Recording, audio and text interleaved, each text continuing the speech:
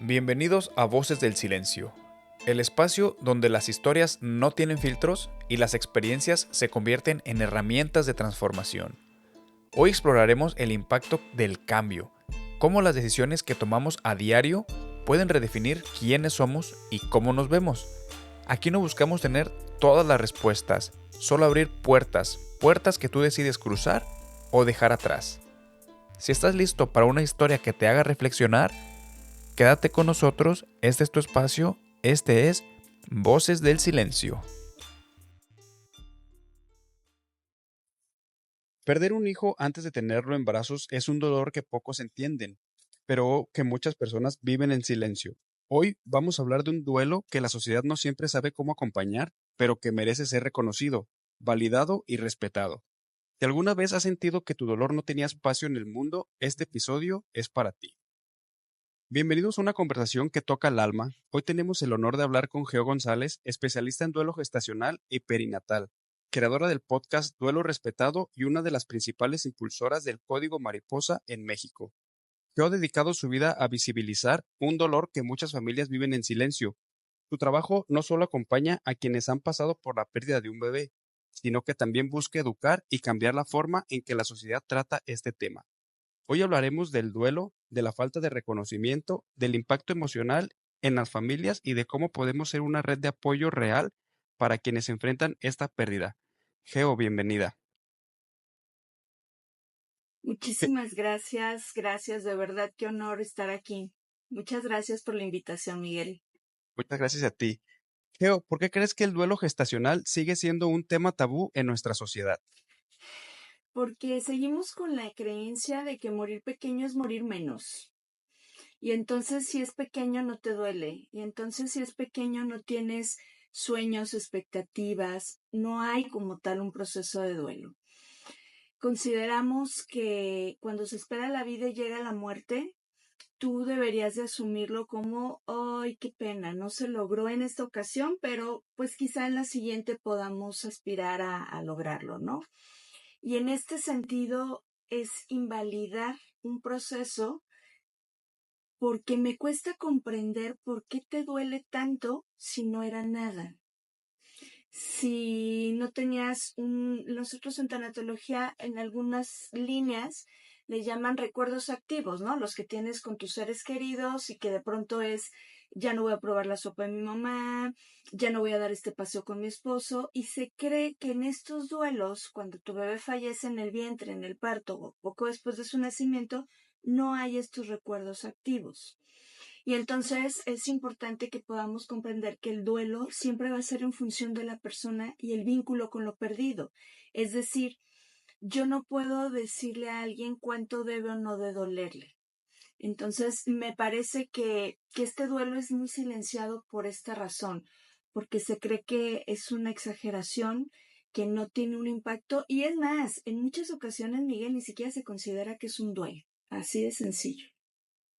Sí, en algunas ocasiones yo he escuchado también que gente trata de minimizarlo, ¿no? O sea, de que alguien lo pasa, porque nos pasa más, lo tenemos muy cerquita, o sea, cada quien, cada persona tenemos una persona que conocemos que ha pasado por esto y más de una ocasión escuchas de que, ay, pues es que se malogró o pues ni siquiera nació, o sea, pero en cuanto tú lo concibes, en cuanto tu cuerpo ya tiene eso, o sea, ya tienes esta química, ¿cierto?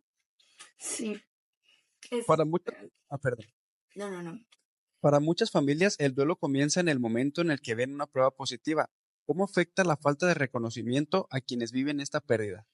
Mira, la forma como abordamos los duelos va a depender muchísimo, Miguel, de mi personalidad, mis herramientas de vida, cómo he resuelto, cómo he integrado a mi vida otros procesos de duelo, ¿sí? Cómo he hecho frente a las adversidades que dentro de la misma vida he tenido que afrontar. Y en este sentido, eh, de pronto sentimos que el que no lo reconozcan no me da el derecho a vivirlo, que tendría que estar esperando la aprobación del otro para poderlo integrar. Normalmente lo que suele pasar es que se va a vivir en silencio, en soledad, con mucho aislamiento del tema Y en la mayoría de las ocasiones, porque a mí me ha pasado, y sobre todo al inicio que empecé a hablar de esto, hace ya muchos años, era a escondidas me llegaban los mensajes, ¿no? De, oye, yo también lo pasé, yo también lo viví, oye, qué pena que lo estás pasando, porque es como esta parte donde lo digo, pero no lo digo porque no quiero que la gente cercana a mí que me conoce muy bien sepa que pasé por esto.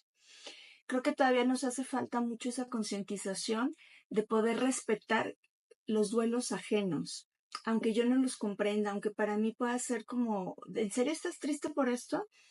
Necesitamos comprender que la falta de este reconocimiento va a hacer que la persona mejor se aísle y lo viva en soledad y silencio.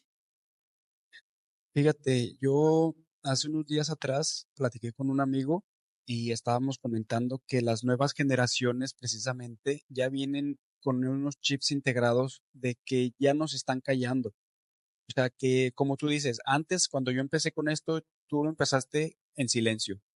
Yo, por ejemplo, yo en mi caso que tengo alcoholismo, me costó mucho trabajo aceptarlo porque todavía también es un tipo de tabú, porque la sociedad a veces no está preparada, pero ya muchas personas cada vez están aceptando más que tienen un cierto problema, que están pasando por alguna tristeza, que están pasando por alguna dificultad en la vida y ya se hablan, ¿no? Porque ahora sí que en la mañana estaba escuchando un episodio, un podcast que dice, la salud mental pide a gritos ser escuchada. Entonces, todo esto es parte de. Entonces, qué bueno que personas como tú alzan la voz para que otras personas se sientan identificadas y puedan salir de sus cuevas, por así decirlo, ¿cierto?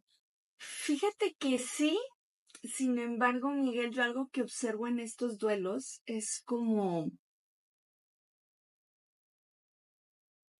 nos vamos al extremo, y no quiero entrar a un tema delicado como es una interrupción voluntaria, pero nos vamos a este extremo, como estoy en esta narrativa de que yo puedo decidir, y eso es definitivamente una decisión personal que donde nadie más tendremos que meter la cuchara. Pero entonces también caigo en el juego de excluir que quien lo esperaba, quien lo estaba buscando, quien anhelaba la llegada de este bebé, pueda estar viviendo un duelo. Me he topado mucho con eso, o sea, respétame, estoy mal, pero yo no respeto que tú puedas pensar que un embarazo de 6 semanas sea un hijo, porque para mí es un montón de células. Creo que en este punto efectivamente es buenísimo que ya no nos quedamos callados, que decimos, que hablamos de la importancia, aunque falta un camino muy largo, seguimos ya hablando de la importancia de la salud mental, laboral, social, de parejas, ¿no? Y hablamos de las famosas red flags y todo esto, pero creo que sí todavía nos falta esta compasión ante el dolor del otro que no comprendo. Es decir, exijo respétame, Miguel, pero yo no respeto que puedas estar llorando, Miguel. ¿Cómo puedes estar llorando? Tú eres hombre, tú no debes de llorar. Y caemos de pronto, siento que es todavía parte de lo que tenemos que depurar como sociedad, ¿no? Caemos todavía en estos patrones de no comprendo lo que te pasa, por lo tanto no deberías de estar así. Y es curioso ese enfrentamiento, es fuerte. Fíjate que sí es cierto, tienes toda la razón, porque a veces hasta las mismas personas que tienen dolor piensan que su dolor es más importante que el dolor del de enfrente, Es ¿cierto? correcto. Entonces eso a veces es como sociedad, pero es que a veces cuando uno sufre una pérdida o está triste, piensas que tu dolor es lo más importante en ese momento, porque realmente necesitas quien te escuche, ¿no? En este momento. Entonces, te encuentras una persona en tu misma situación y automáticamente, no sé por qué reaccionamos todos igual, es de que es que mi dolor es más importante. Tú no puedes venir porque a mí me acaba de pasar, a ti te pasó ayer, a mí me acaba de pasar hoy. Entonces, sí nos hace falta como sociedad, te digo que estoy aquí en Vancouver, Canadá, y yo lo veo también aquí en esta ciudad. Como sociedad, estamos todavía muy atrasados en esos temas. ¿Cómo fue tu primer acercamiento con este tema? ¿Hubo un momento que te hizo decir, necesitamos cambiar esto? Hace 16 años, Miguel, yo recibí mi primera prueba de embarazo positiva. pues fue muy sorpresiva porque pues no lo esperábamos, no la buscábamos, sin embargo estábamos muy contentos, teníamos muy poco de casados. Y fue impresionante, ¿no? Cómo das la noticia y todo el mundo se alegra y dónde te pongo, porque ese es un tema bien interesante. Tú estás embarazada y tienes un lugar especial en muchos espacios, ¿no? Tienes un privilegio como embarazada. Pero después de que, de que ya no estás embarazada, pasas a ser una sombra de ya sea de un bebé que falleció, ya sea de una infertilidad, ya sea de un bebé que está en la vida, pero que es el centro de atención. Tú ya eres la sombra de. Y entonces fue muy impresionante cómo de pronto tienes el apoyo y de un día para otro, cuando escuchas esta noticia tan fuerte que es ya no hay latido, pues todo se viene abajo. Y entonces te encuentras con mejor ahorita para que la forma como a nosotros nos dieron la noticia fue ¿para qué querías un niño teletón? Y para mí eso fue, yo soy licenciada en educación especial, entonces eso fue muy irreverente, ¿no? Por la forma como creo y ahora lo tengo toda la conciencia de que no fue la forma correcta de dar una noticia donde pues para él era un paciente más, un útero más ocupado, ¿no? Como ellos suelen denominarlo, pero para mí era mi primer bebé, mi primera hija, era todo, ¿no? Era enfrentarte a esos retos, porque la maternidad y la paternidad, desde ese primer positivo, incluso muchos desde antes, pues te cuestionas si la voy a armar, si voy a poder con este paquete, será correcto, ¿sabes? Te cuestionas muchas cosas de quién eres, hacia dónde vas, qué implica esto, y que te lo manejen de esta forma es nuevamente invalidar. Y entonces así fue como yo empiezo, digo, después de esto, yo tuve 5 embarazos, 3 que fallecieron en mi vientre y 2 que materno aquí en la tierra. Y la verdad fue muy fuerte, Miguel, encontrar sobre todo la poca empatía, el poco apoyo de la gente y la frialdad del personal médico. Para mí eso fue como un retumbar muy fuerte cuando yo caigo en una depresión sumamente intensa, pero que era funcional, por lo tanto, pues ni modo, échale ganas, es cuando me doy cuenta que necesitaba ayuda, pero la ayuda que yo buscaba no la encontraba, porque era, pues es que esto no es un duelo, es que estás exagerando, e incluso consejos de una profesional o supuesta profesional de salud mental que le dijo a mi esposo, pues si tú eres el que más quiere tener hijos, pues búscate una mujer que te pueda dar hijos, ¿no? Cuando realmente ese no era el problema, ¿sí? Fue sumamente difícil esa etapa y creo que una vez que yo tuve la posibilidad de sanar, de perdonarme, de hacer las paces con mi cuerpo, de como pareja trabajar e integrarnos, porque es muy difícil, dije basta, nadie tiene por qué pasarlo, nadie tiene por qué estar en silencio y en soledad, porque además esa situación es bien fuerte, tener que tragarte las palabras y estar feliz porque tu amiga te dice que está embarazada, voltear a ver a tus compañeros de trabajo porque le están haciendo el baby shower a tu compañera y tú nada más pasas saliva y dices, me quiero morir, ya no quiero estar aquí, me voy a ir al baño. El baño se convierte en tu mejor amigo, ¿sabes? Porque es ese espacio donde vas y te regulas, pero no te regulas, solo buscas cómo bloquear lo que estás sintiendo para poder regresar a integrarte a las actividades. Y así fue como dije, ya basta, ¿no? O sea, no es sano, nadie tiene por qué vivir esto en silencio y soledad. Y así empieza toda esta historia.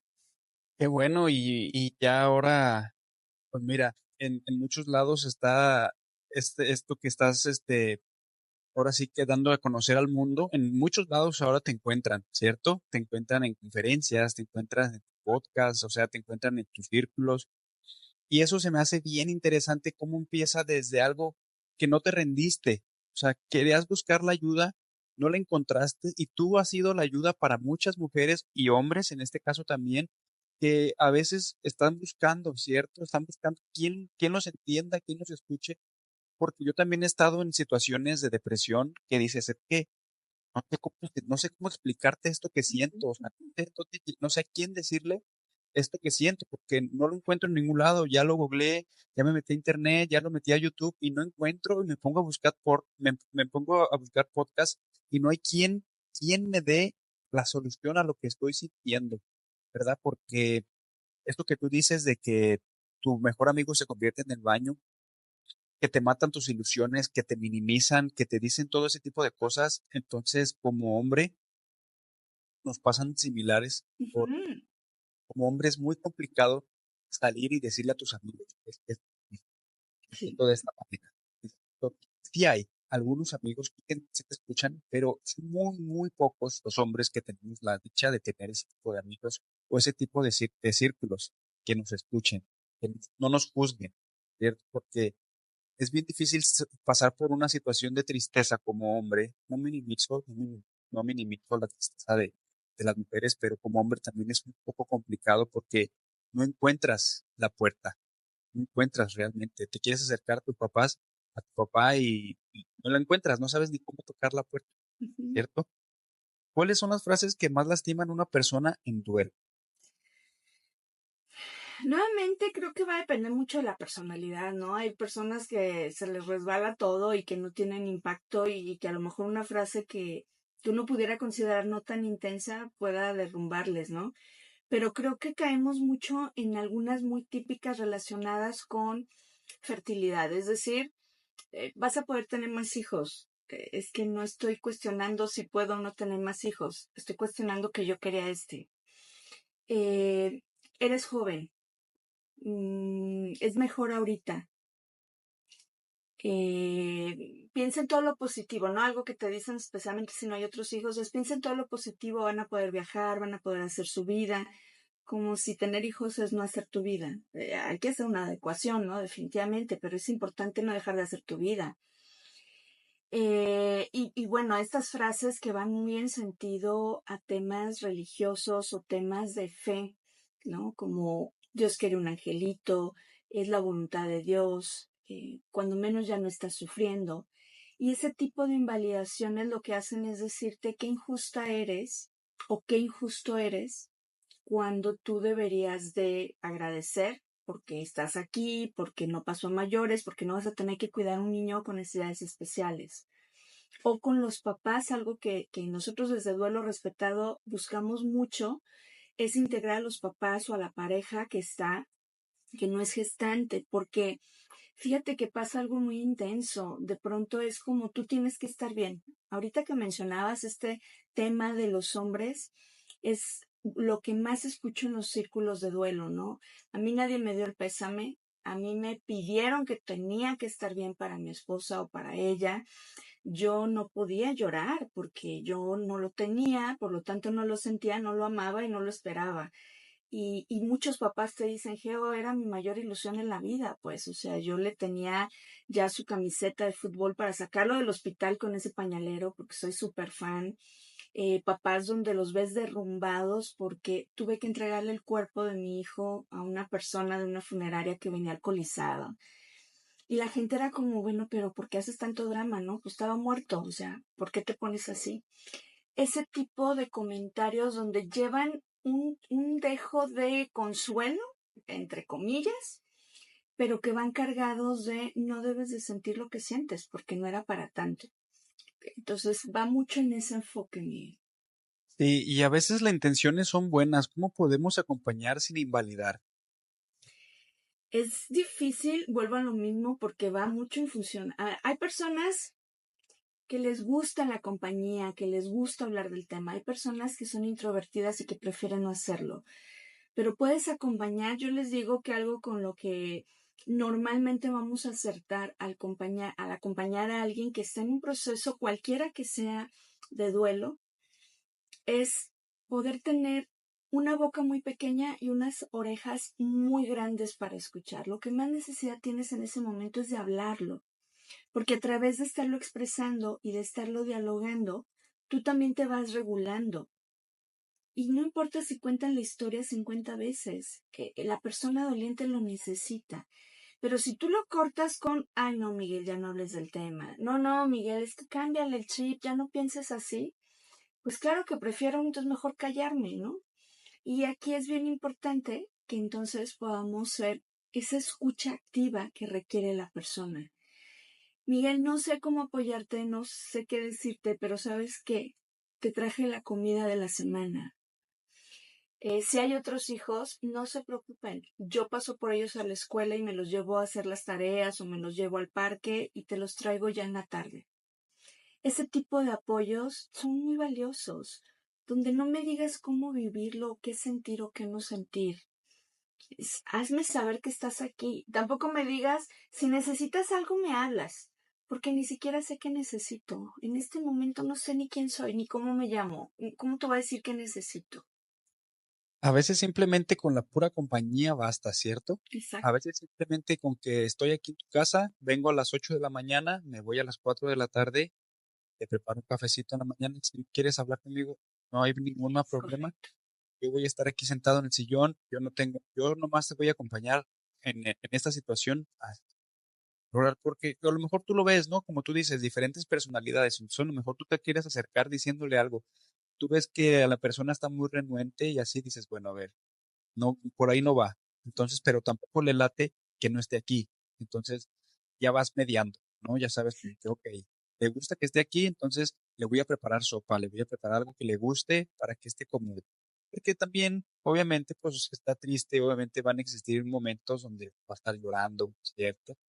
Que va a estar, a lo mejor, hoy escuchaba también un episodio diferente en otro podcast que dice, va a estar enojado porque es parte del duelo, de la ira, es normal, o sea, que esté enojado, que esté haciendo berrinche, que esté haciendo todo lo que sea necesario para sacarlo. A veces las personas tienden a sanar de formas diferentes, ¿cierto? Entonces, ¿cuál es la importancia del silencio? Ok, la presencia cuando alguien atraviesa una pérdida. Simplemente el poder saber que cuento contigo, el saber que te diga lo que te diga, no te va a asustar. Porque fíjate que a veces, y sobre todo al inicio, es común que digas, como papá, como mamá, me quiero ir con mi bebé. Y eso asusta mucho. ¡Ah! No, pero mira, piensa, todavía tienes mucho que hacer aquí. Y no te está dando una intención de que ya no quiere continuar aquí en la vida. Solo te está diciendo que quiere ir con su bebé. ¿Sí? Y cuando no logro escuchar lo que hay detrás de las palabras, me vuelvo el protagonista de la situación porque qué miedo, tengo que rescatarte y entonces invalido totalmente tu proceso. ¿Qué es el código mariposa y cómo surge? El código mariposa es un protocolo de atención hospitalaria. Mira, es muy interesante porque surge la identificación de estos procesos, surge en Inglaterra con una asociación de unos padres que eran gemelas, una de ellas fallece y entonces ellos colocan una mariposa morada para identificar en el área de cuidados intensivos que esta bebé era una bebé sobreviviente a su hermanita y que los papás podían estar viviendo tanto la emoción de estar con esta bebé aquí, pero también el proceso de duelo y todo lo que implicaba con esta ambigüedad en este proceso.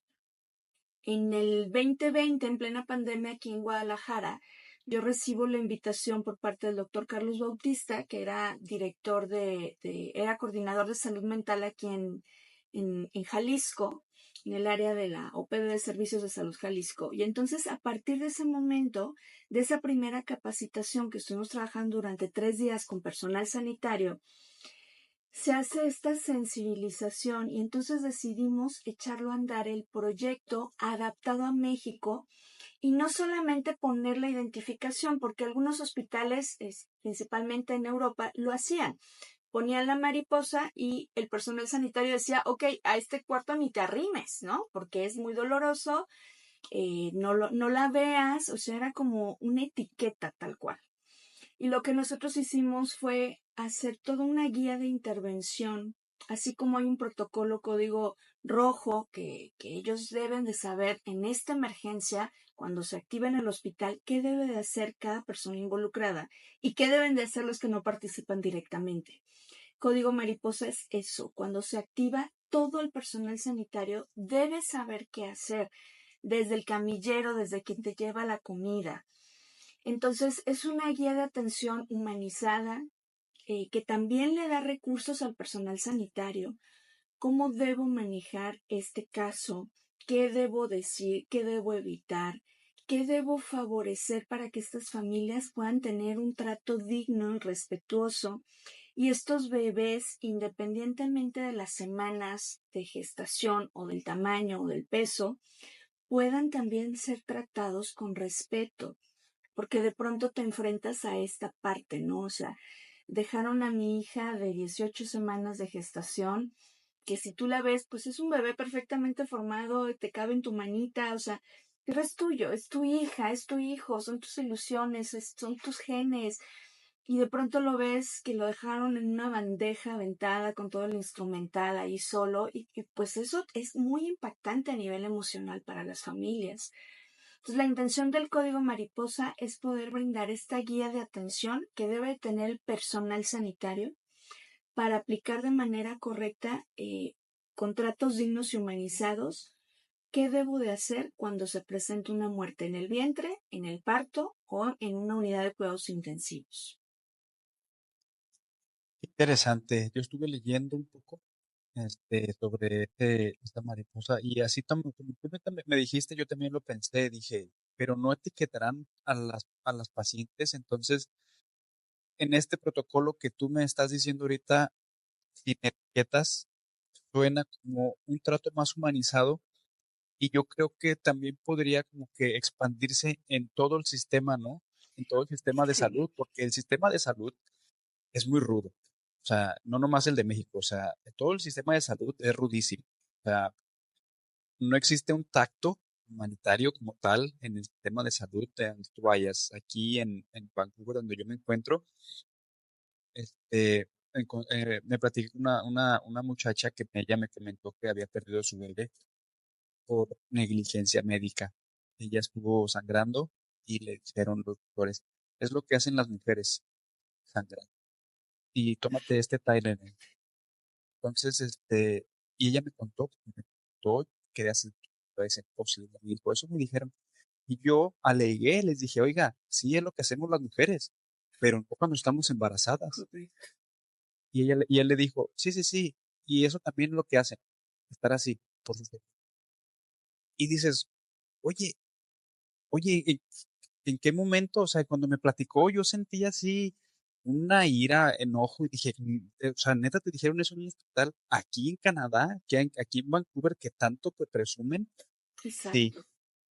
Entonces, creo que esto que tú comentas es muy importante porque en México también suceden ese tipo de cosas, ese tipo de comentarios. O sea, cuando pierdes un familiar, ya sea bebecito, alguien grande, alguna enfermedad, algo repentino, no existe un tacto, no existe un tacto como tal, porque yo presencié la muerte de un tío hace varios años en un hospital, en Guadalajara, y cuando murió, cuando falleció, pues fallece en la cama, todo, entonces, muy impactante, que llegan los doctores y dicen, a ver, y lo empiezan a tapar, oye, yo a mí me sacaron del hospital, pero yo fui muy violenta con el doctor. Le dije, oye, estamos pasando por una pérdida. ¿Cómo es posible que vengas y le digas a mi abuela, su mamá de mi tío, Ujú. que ya se murió, ya sálganse, tenemos que desocupar porque ahí viene otra persona? O sea, ¿en qué cabeza cabe Claro. tratar así a las personas? O sea, no tiene tacto. O sea, a pesar de que aunque sea un hospital público, no tiene por qué tratar así a las personas que están pasando por un dolor. Si de por sí la enfermedad ya fue grave, ahora la muerte, déjalos, aunque sea media hora, 40. Claro. Y esto que tú dices es muy importante y me gusta bastante, me gusta. ¿Cómo cambia la experiencia de una familia en duelo cuando se aplica este protocolo en los hospitales? Siempre va a ser doloroso. No, no porque apliquen el código mariposa, el dolor se va a ir.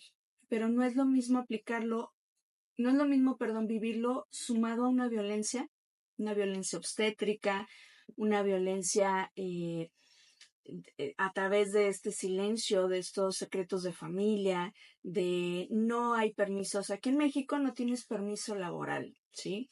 Es sumamente depender de la buena suerte de que el médico que te va a dar tu incapacidad se compadezca de ti y entonces aplique algo de incapacidad. Eso ya, empezando por ahí, nos enfrentamos a un reto enorme porque ¿por qué me niegas, no? Ahora, a los papás no se les da el permiso por muerte de un familiar directo. ¿Por qué? Porque consideramos que no son papás, ¿sabes? O sea, creo que esto es una gran madeja que como sociedad nos toca en todos los puntos. Pero el poder tener un trato digno donde no veas, por ejemplo, parte del código en la medida de lo posible es no las pongas en la misma sala donde está otra mamá con su bebé en brazos. Y no es que las avientes al rincón, porque no se trata de llevártelas a un lugar donde nadie las vea. Es no las dejes en el área de maternidad. Las puedes tener en otra área con el trato digno, pero no las dejes en el área de maternidad. En algunos hospitales que así lo permite su infraestructura, pues están las habitaciones mariposa. Es esa habitación donde lo que evitamos al poner estos identificadores de la mariposa, o si no tienen, yo les digo, aunque sea stickers de estos de colores, pero que yo ya sepa que cuando veo este sticker en el expediente, no voy a llegar a preguntarte dónde está tu bebé, cómo te fue, qué tuviste, ya le diste de comer. Eso es lo que estamos tratando de evitar al poner los indicadores. Cuando ya estás en la habitación mariposa, pues el personal que entra ahí va a estar sensibilizado y capacitado para atenderte y no generar más dolor del que ya está. Te van a dar herramientas que sé que es un tema que asusta muchísimo, el tema de la lactancia en duelo, pero te van a decir cómo se puede trabajar con estas lactancias, porque tú tienes derecho incluso si quieres a ser donadora de leche. Cuando antes nada más de mencionarlo era como, claro que no, tema prohibido. Entonces, la intención es que puedan ellos tener una atención mucho mejor, mucho más profesional y especializada al tener la aplicación. Esto te quita cargas, Miguel. Te quita carga de decir, cada que cambiaba el personal, yo tenía que explicarles que mi bebé había muerto, porque no se tomaban la molestia de leer el expediente. O cuando lo estaban leyendo ya habían hecho la pregunta, ya era muy tarde, que dónde estaba mi bebé, que si ya le había dado de comer, que qué había tenido. Entonces, creo que parte de los beneficios que hay es evitar hacer mucho más doloroso un proceso que por sí mismo es muy desgarrador. Sí, claro. ¿Qué hospitales lo han implementado y cuál ha sido el impacto? Mira, te voy a hablar con los que yo he trabajado más cercano, que he tenido la fortuna de poder estar directamente con ellos en la capacitación y en la implementación. Aquí en el estado de Jalisco, pues ya vamos para 5 años trabajando sobre este tema y al menos los hospitales públicos que pertenecen a la OPD de Servicios de Salud Jalisco, la mayoría lo tiene, ¿sí? Número no lo tengo porque yo no trabajo en el sistema, entonces no tengo acceso a ese tipo de estadísticas. Pero aquí en Jalisco, por ejemplo, está el Hospital San Martín de las Flores, que fue con el primero que se abre la sala de despedida o la sala mariposa. Tenemos Cocula, Ocotlán, La Barca, está Lagos de Moreno. Y aquí los hospitales privados, a partir del mes de octubre pasado, se suman. Entonces ya algunos hospitales privados también están haciendo la implementación del Código Mariposa. En el Estado de México tenemos al Hospital de Alta Especialidad de Ixtapaluca. En Guerrero tenemos al Hospital de la Madre y el Niño Guerrerense. Llevamos para 2 años con ellos también trabajando. En Coahuila tuve la fortuna de trabajar con el equipo, directamente con el equipo de Secretaría de Salud de Coahuila. Me quedé en 6 hospitales, en este momento no sé el número exacto en el estado de Coahuila. Y bueno, son los que directamente, desde Duelo Respetado, hemos estado acompañando en la implementación. Sé que puede haber muchísimos más. Aquí lo importante es que no solamente sea el nombre código mariposa, porque nos ha pasado cuando preguntas, bueno, ¿y cómo lo llevan a cabo, no? En X hospital, en X estado. Y te dicen, bueno, pues cuando llega una mujer así, le hablamos a los voluntarios que abren con ella. Y les digo, no, es que eso no es el código. O sea, esa es una intervención en crisis. Claro que como voluntarios tanatólogos, pues haces el trabajo de apoyo, pero eso no es código mariposa. El código mariposa se aplica por el personal de salud, por todos, no por, háblenle a la enfermera que es la que sabe. No, es que quien le toque debe de saber abordarlo. Y esto también le ha quitado mucho peso al personal sanitario, porque la realidad, y aquí te decía hace un momento que todo es como una madeja, ¿no? Que está muy enredado socialmente el sistema de salud. La realidad es que no se habla de la muerte en las capacitaciones o en la formación profesional desde las instituciones educativas al personal sanitario. Les enseñan cómo pelear por la vida, pero no les enseñan qué hacer cuando llega la muerte. No les enseñan a trabajar sus propios duelos. Entonces, créeme que la respuesta al estar sensibilizando al personal ha sido muy linda, porque en estos 5 años que yo he tenido relación directa con los hospitales, hemos logrado que sea el mismo personal que ya está laborando ahí quienes se encarguen de llevarlo, porque algo que me dicen es, Geo, de todas maneras voy a atender a estas familias. Qué padre que puedo hacerlo ya con una guía, porque me asustaba, porque lamento mucho haber dicho en el pasado esto, no dejarles tomar una foto porque yo creí que eso era malo, porque nadie me enseñó, porque nadie me dijo, porque yo quería protegerles. Entonces, la verdad es que ojalá que se sumen muchísimos más, Miguel. Estamos trabajando también con algunos hospitales en América Latina, en Venezuela, con mi querida Maru, pues también ya se está implementando. Pero sí hace falta que desde las autoridades, creo que incluso desde la Organización Mundial de la Salud, se contemplen estos duelos. Porque para la OMS, si es menor de 22 semanas de gestación, no existe tu proceso. Entonces eso obstaculiza muchas cosas en los caminos de estos duelos. Sí, sí obstaculiza muchísimas cosas eso que dicen de las 22 semanas porque automáticamente invalidan, ¿cierto? Yes. De lo que venimos platicando. O sea, automáticamente ellos dan el cortón y de que si aunque tengas 21 semanas, no me importa. Para mí todavía no era. Oye, pero tú dices, o sea, ya venimos con una ilusión. O sea, cuando ya te enteras, yo soy padre de un niño de 12 años y cuando te dicen, yo estaba muy chiquito cuando me a ver, pero a mí me gustó, ¿sabes? Me dio de miedo, como Claro, sea claro, o sea, miedo porque yo no tenía un trabajo, yo pues era un adulto recién joven. Y entonces yo no sabía cómo hacerle, yo no sabía qué hacer, yo no sabía qué. Entonces yo tenía miles y millones de preguntas, pero inclusive trabajando, empecé a tener trabajo y todo, me compré la carriola, compré esto. O sea, imagínate cuando pasa todo esto y pierdes a tu bebé, esa ilusión, ¿a dónde se va? ¿Cómo le vas a explicar a una persona que ya no vas a tener a ese bebé? ¿Cómo va a llegar alguien a decirte, es que no exacto, funciona? Entonces dices tú, oye, entonces no valgo como persona, o sea, mis sentimientos no existen. exacto. O sea, entonces, ¿qué pasa con mi esposa? ¿Qué pasa con la mamá? ¿Cierto? O sea, ¿qué va a pasar con nosotros? O sea, qué injusticia, ¿cierto? Y qué bueno que hay personas como tú alzando la voz para esas personas que en su momento han tenido esas pérdidas, porque eres muy importante en la vida de esas personas. Yo escucho tu podcast, soy fiel seguidor de tu podcast Gracias, Miguel. y hoy que lo escuché dije, qué bárbaro, o sea, cómo algo tan pequeño hace la diferencia, hace una diferencia tan grande. ¿Qué podemos hacer como sociedad para normalizar el duelo gestacional? Primero, comprender que sí es un duelo y que es para la persona lo más importante. Cuando yo invalido y quiero imponerle cómo debe transitarlo, estoy pasando sobre la libertad de esa persona.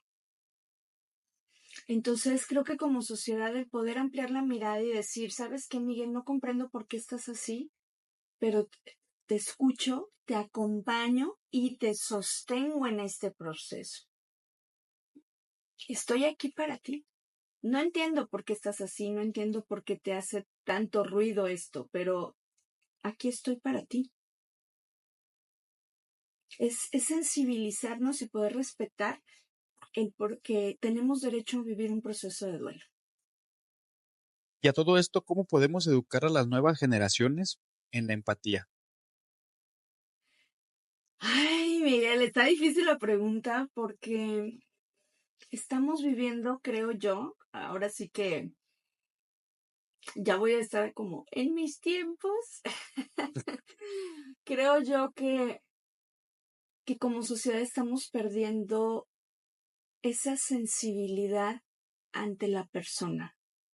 Estamos poniendo de prioridad cosas y dejando en último lugar a la persona.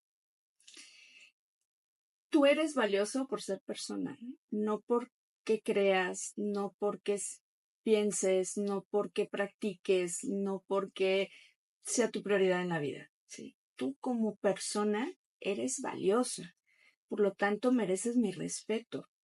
Y mi respeto también es poder escucharte. Así como yo pido que me escuchen, también la otra persona tiene derecho a escuchar, a escucharse, perdón. Creo que es bien importante que las nuevas generaciones puedan comprender que la vida nos va a poner retos para los que no estamos mentalizados a qué va a suceder, pero que tenemos que trabajar con responsabilidad. Fíjate que hay una definición muy interesante de responsabilidad que yo aprendí con mi maestra de diálogos existenciales. Responsabilidad es responder con las habilidades del momento. Mm. Y si no desarrollo habilidades, Miguel, si solo me quedo en esta parte de que el mundo me traiga porque me debe, ¿cómo voy a interactuar? La vida no siempre va a tener los finales felices que queremos. La vida va a presentarte retos, te va a poner al filo de muchas cosas. ¿Cómo vas a responder a eso? ¿Cómo vas a aplicar los valores? Los valores no han pasado de moda, porque es como, qué anticuado.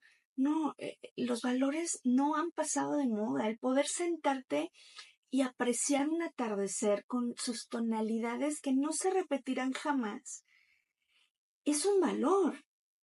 El darte el tiempo, el respetarte, son valores que necesitamos llevar a la práctica. No es algo obsoleto, no es algo fuera de moda, ¿sabes?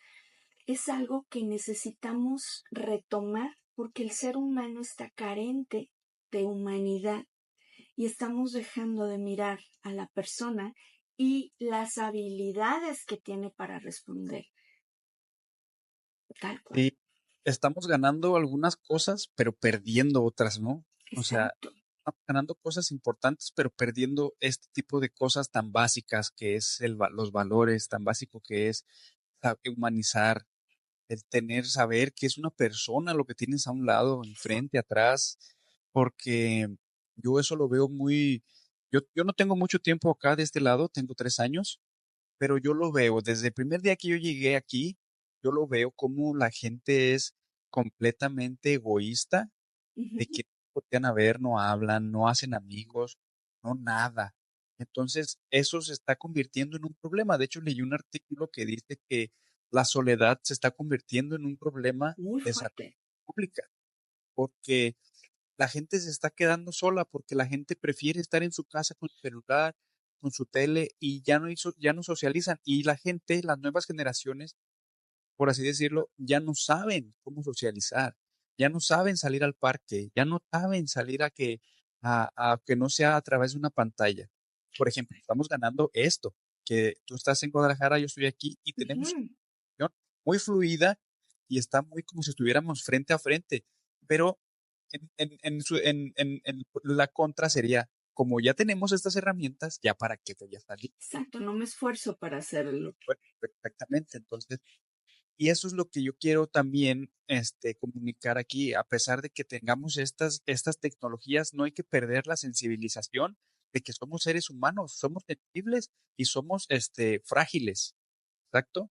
Entonces, yo sé que la vida y el mundo es un lugar hostil, o sea, es hostil, o sea, no puede existir.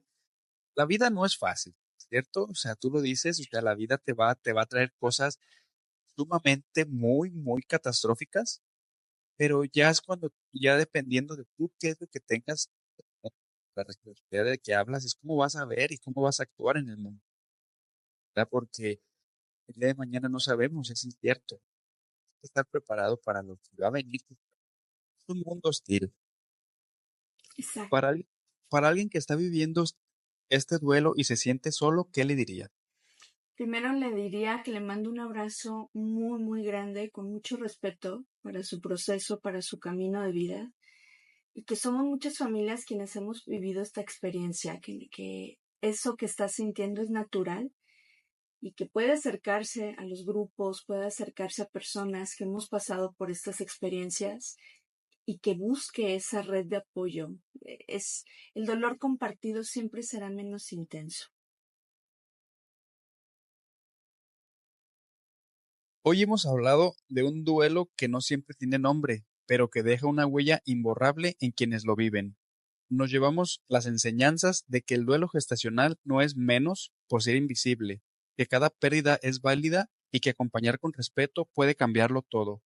Geo, muchísimas gracias porque aceptaste mi invitación, porque estás aquí en mi espacio compartiendo todo esto y muchísimas gracias por aceptarme la invitación. Miguel, muchas gracias, de verdad, muchas gracias por hablar y darle espacio en tu vida y en tu programa a este pariente incómodo de la maternidad, de la paternidad, pero también por darme este espacio para compartir sobre esta noche oscura del alma que me ha tocado transitar. De verdad, es un honor. Muchísimas gracias. Si este episodio te resonó, compártelo con alguien que lo necesite escuchar. Nos vemos en la próxima conversación. Gracias por escucharnos. Las historias que compartimos aquí no buscan imponerse como verdades, sino abrir caminos. Quédate con lo que resuene contigo y deja ir lo que no. Cada quien lleva su propio proceso y elige su manera de transformarse. Si este episodio te dejó algo, compártelo, y si tienes una historia que contar, en Voces del Silencio siempre habrá un espacio para ti. Nos escuchamos en el próximo episodio.